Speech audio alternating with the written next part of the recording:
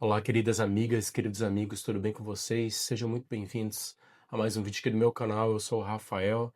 E se você gosta de ouvir histórias, relatos de vida, você está no canal certo.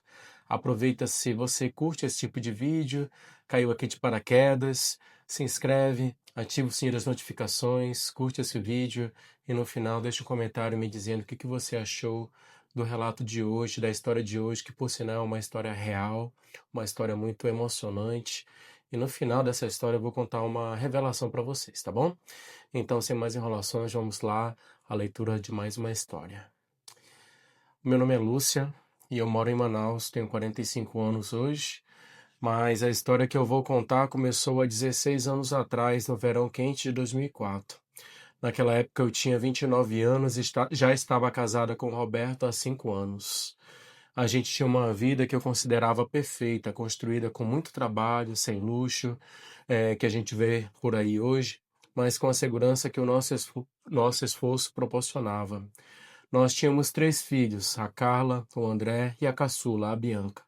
Eles eram pequenos e a nossa rotina girava em torno da casa, da escola e do trabalho do Roberto. Naquele tempo, em 2004, o mundo aqui em Manaus era mais lento, sem agitação na internet, as notícias viajavam boca a boca e a confiança era absolutamente tudo.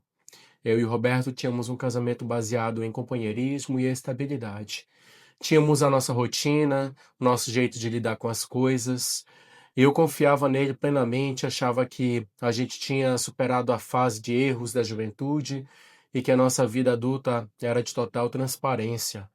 O Roberto sempre foi um homem reservado, trabalhava muito, era muito focado na provisão da casa e eu, na época, dedicava a maior parte do meu tempo aos nossos filhos. Éramos a definição de uma família tradicional, unida. Essa estabilidade se quebrou em uma tarde de sábado. O calor era sufocante e estávamos na varanda quando a campainha tocou. O Roberto foi atender. No porão estava um garoto, magro, com uma mochila surrada nas costas e um rosto que expressava cansaço e medo. Ele parecia ter uns 15 anos. O Roberto paralisou, a cena durou poucos segundos, mas parecia que o tempo tinha congelado. O silêncio entre os dois era carregado de conhecimento mútuo, um código que só eles entendiam. Eu me levantei curiosa, com o silêncio do meu marido. Quem é, Roberto? Algum vizinho? O Roberto não me respondeu. O garoto, com a voz baixa e formal, se dirigiu a ele. O senhor é o Roberto, não é? Sou eu. Meu marido respondeu com a voz que eu nunca tinha ouvido antes, vazia, sem vida. Eu sou o Ramon. Eu sou seu filho. Eu senti o mundo girar. A casa que eu construí com o Roberto, a vida que eu acreditava ser verdade, tudo estilhaçou com aquelas 3 palavras. Eu olhei para o Roberto procurando uma negação, mas vi apenas a confirmação e a rendição nos seus olhos. Eu não gritei, a dor era tão grande que me paralisou. Eu apenas olhei para o Roberto, exigindo a verdade, alguma explicação. Roberto mandou Ramon entrar, fechou o portão e sentou-se na sala. Ele não precisou de muita insistência para começar a falar. A história era um clichê triste. Ele conheceu a mãe do Ramon, a Isabel, antes de nos casarmos, uma relação passageira. Ele descobriu que ela estava grávida anos depois, quando já estávamos juntos e a Carla estava para nascer. Ele optou por não me contar. Eu não queria te perder, Lúcia. Eu te amava. E eu achei que se eu pagasse a pensão e sumisse, a história morreria. A dor veio em camadas, primeiro a traição inicial, depois o fato de ele ter me negado a existência do filho por 15 anos e finalmente o motivo da aparição. O Ramon mal conseguia falar, mas explicou. A Isabel havia morrido, que era a mãe dele, há poucas semanas. Ele estava sozinho. Não tinha para onde ir e veio atrás do pai. Ele usou o endereço antigo de Manaus que a mãe guardava. Roberto confirmou o ponto que mais me machucou. Eu mantive contato, Lúcia. Eu visitava o Ramon e a Isabel ocasionalmente até 5 anos atrás. Eu mandava dinheiro, mas quando a Bianca nasceu, achei que deveria cortar de vez para focar só na nossa família. O choque foi duplo. Ele não só tinha mentido, como havia mantido a vida dupla ativamente por anos, até quase o nascer da nossa filha caçula, a Bianca. A minha raiva não era mais pelo passado, mas pelos anos de convivência que ele manchou com essa farsa. Eu precisei de um momento a sós com o Roberto para desabafar. Mandei o Ramon descansar. Como você pôde, Roberto? Como você pôde olhar para mim, para os nossos filhos, sabendo que tinha um filho precisando de você? Você não cortou a mentira, você cortou o Ramon. Eu não o expulsei de casa, mas o coloquei para dormir no quarto de hóspedes. O trauma da mentira era grande demais para compartilhar a cama. Apesar da minha dor, eu tomei uma decisão sobre o garoto. Ramon era uma vítima. Ele tinha perdido a mãe e viajado sozinho para Manaus em busca do pai. E eu não podia deixá-lo na rua. Naquela noite, eu e Roberto éramos parceiros em um crime que só ele cometeu, mas que nos afetava a todos nós. A minha prioridade era proteger os meus filhos, incluindo agora o Ramon. No dia seguinte, tive a difícil missão de contar aos meus filhos. Carla, a mais velha, ficou indignada, André ficou confuso e a Bianca, mais nova, só perguntava se ele ia ficar para sempre. Apesar da confusão e do choque, meus filhos demonstraram uma maturidade incrível. Eles viram Ramon não como filho da traição, mas como um irmão que precisava de ajuda. A beleza da nossa união conseguiu absorver o golpe da mentira. O Ramon foi bem recebido, ele era um adolescente calado, muito apegado à memória da mãe, ele se sentia deslocado, mas a presença dos irmãos o acalmava. Ele e o André se aproximaram pela música e pelos jogos de futebol, a Bianca o idolatrava. Eu, por minha vez, recebi o Ramon com o pé atrás, mas com o coração aberto. Eu o tratava como meu filho, ajudava com a escola, preparava a comida favorita dele. Eu mantive a distância do Roberto, mas me aproximei do Ramon. Afinal de contas, ele não tinha culpa. O que percebemos com o tempo é que o Ramon era um garoto fragilizado. O trauma da perda da mãe, somado à instabilidade da vida e ao choque de encontrar um pai que o rejeitou por anos, o deixava vulnerável. Ele tinha uma necessidade profunda de validação, de aceitação e amor. Ele ficou conosco por longos períodos nos meses seguintes, mas nunca morou definitivamente, pois tinha medo de atrapalhar. Ele voltava para Santarém para resolver os papéis da mãe, mas sempre retornava a Manaus, onde Roberto estava arranjando uma vaga para ele em uma escola técnica. O Roberto estava tentando se redimir, ele pagou as passagens, matriculou Ramon na melhor escola que podíamos pagar, e tentava de forma desajeitada recuperar os anos perdidos. Mas a nossa relação continuava fria. Eu perdoei a existência do Ramon, mas não a mentira e a covardia do Roberto. Tudo parecia estar se encaixando com a família finalmente unida, apesar da origem dolorosa do Ramon. O garoto estava se estabilizando, estudando e começando a sorrir de verdade. Mas a fragilidade dele era um barril de pólvora. E a pressão da vida, o trauma e a busca por aceitação o levariam a fazer escolhas muito erradas. O Ramon, apesar da gentileza, começou a mostrar sinais de desvio de conduta. Eram pequenos sinais. Sumiço de pequenas quantias de dinheiro da carteira do Roberto, desculpas esfarrapadas sobre onde ele passava as noites. Eu e o Roberto tentamos conversar, mas ele sempre negava, dizendo que estávamos sendo injustos com ele, o garoto recém-chegado. A situação atingiu um limite no final de semana em que o Roberto estava conosco. O Roberto tinha acabado de receber o pagamento de um trabalho grande e guardou uma quantia considerável, o salário de um mês inteiro, em dinheiro vivo dentro de um envelope no cofre do nosso quarto. No domingo à noite, o Roberto foi conferir o dinheiro para depositar no banco. No dia seguinte, o envelope estava lá, mas o dinheiro tinha sumido. Não havia sinais de arrombamento, apenas o Roberto e eu tínhamos a chave do cofre. E o Ramon estava em nossa casa no final de semana todo. O confronto foi inevitável e terrível. Ramon, onde está o dinheiro? O Roberto estava pálido. Que dinheiro, pai? Eu não sei de nada. O Roberto revistou a casa, o quarto e encontrou na mochila do Ramon uma quantia de dinheiro consideravelmente menor do que havia assumido. O Ramon alegou que era dinheiro que a mãe dele tinha deixado, mas a história não colava. A maneira como ele tremia, o desespero em seu rosto entregavam a verdade. Você roubou o nosso dinheiro, Ramon? O Roberto estava devastado. O roubo era mais do que financeiro. Era a destruição da confiança que ele estava tentando reconstruir. O Ramon desabou em lágrimas, confessando que pegou o dinheiro para pagar uma dívida de um amigo. Ele não explicou que dívida era essa, mas o Roberto estava quebrado. Eu defendi o Ramon. Ele é um garoto, Roberto. Ele está traumatizado, ele errou. A gente resolve isso, a gente paga a dívida e ajuda ele.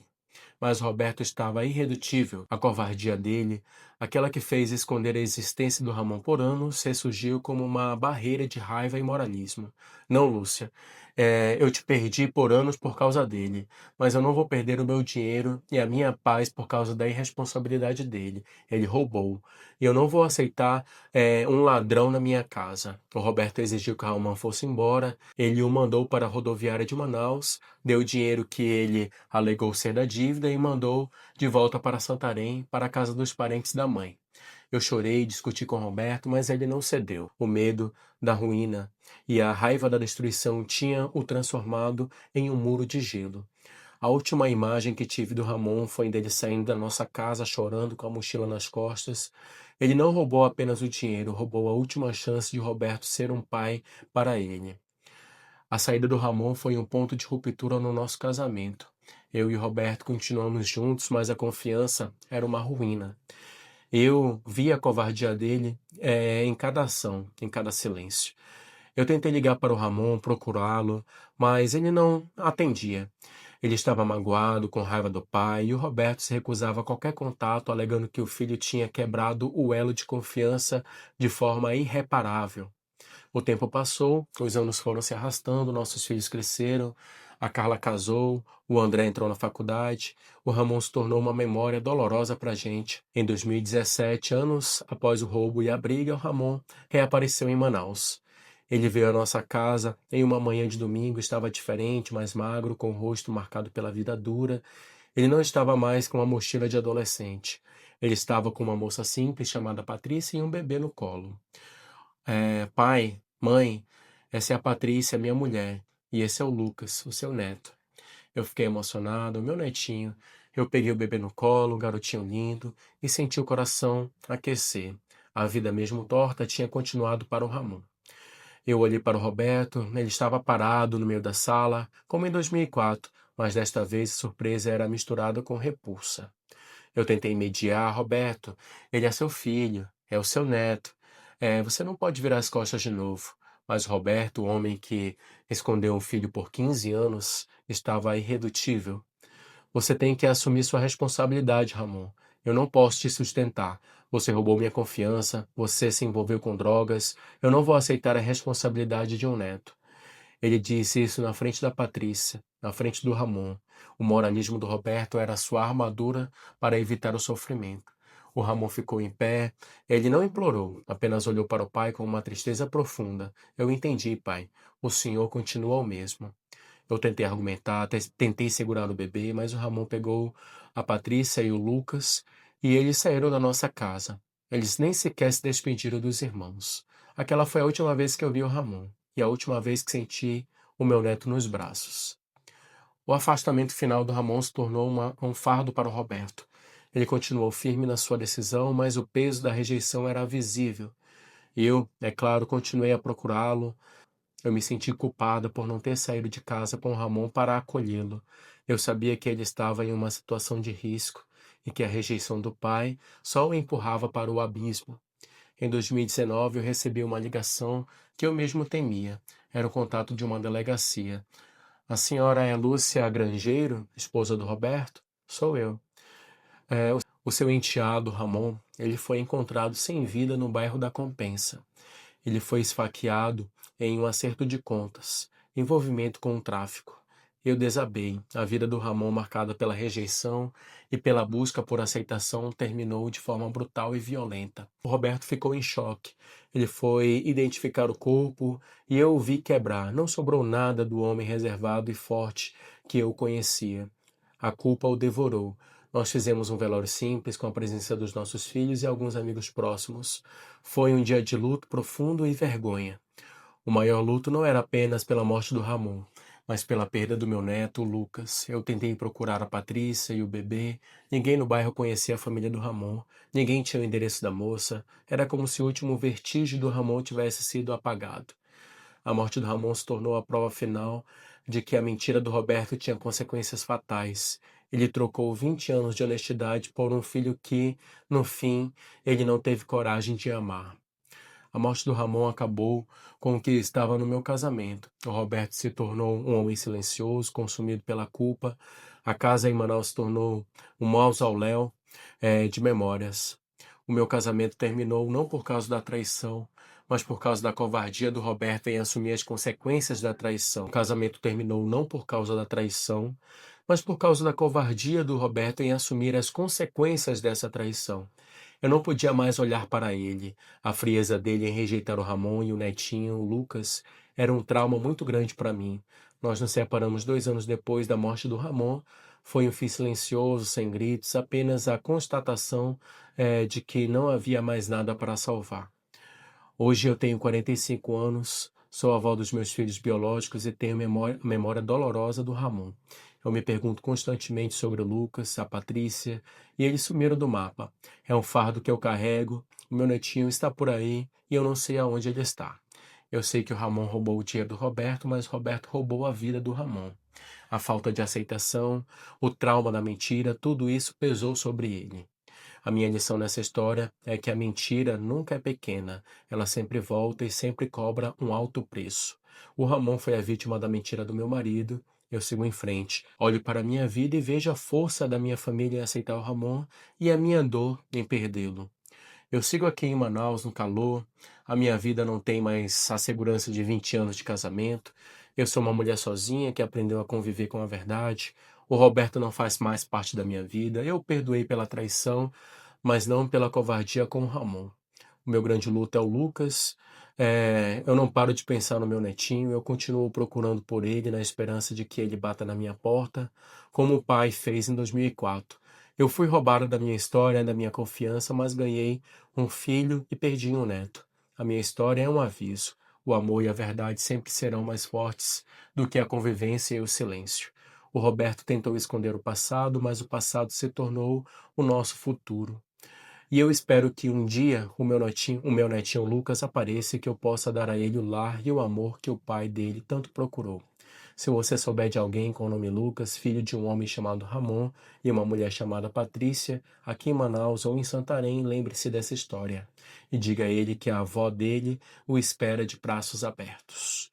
Muito bem, minhas queridas e meus queridos, chegamos ao fim de mais um relato, uma história muito triste e emocionante, né? E essa história é real, pessoal. Eu vou contar para vocês. Essa história, ela aconteceu na minha família, né? Eu não sou, né, o desaparecido, né? Eu sou o filho mais novo, né? Vamos dizer assim. E eu lembro dessa história que aconteceu. Eu lembro desse dia, quando esse meu irmão ele chegou lá na minha casa. Tá certo que a história, né, a gente construiu uma história aqui contando algumas outras coisas, essa parte do roubo, não existiu essa parte do roubo, mas esse meu irmão, ele realmente ele morreu por conta das drogas, né? E ele apareceu depois de um tempo com uma criança e a mulher dele.